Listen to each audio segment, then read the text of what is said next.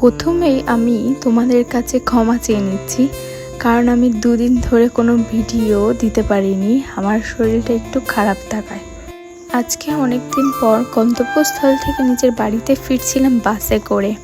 আমাদের শহরে বাসের চলাচল প্রায় উঠেই গেছে। মানুষ তার দৈনন্দিন জীবনে বাসে যাতায়াত করা ভুলেই গেছে। নিজেদের গন্তব্যস্থলে সঠিক সময় পৌঁছানোর জন্য তারা ব্যবহার করে থাকে 2 চাকা কিংবা 4 চাকার গাড়ি অথবা টোটো।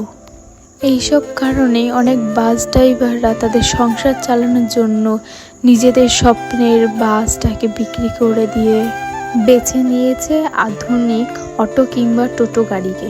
এইভাবেই তাদের জীবনের বাকি অংশটা কাটিয়ে দিচ্ছে। এই জন্যই হয়তো আমাদের শহরের বাস চলাচলের ব্যাপারটা একটু বন্ধই হয়ে যাচ্ছে। আচ্ছা, আমরা সবাইকে পারি না এই বাস নামক যানবাহনটাকে আবার ফিরিয়ে নিয়ে আসতে? চেষ্টা করলে হয়তো আমরা সবাই পারবো, কিন্তু আমরা চেষ্টা করি না। যাই হোক, আজকে এই পর্যন্তই। আবার তোমাদের সাথে ফিরে আসবো অন্য কোনো একটা গল্প নিয়ে। আজকের মতন এইটুকুনি। Tata, good night.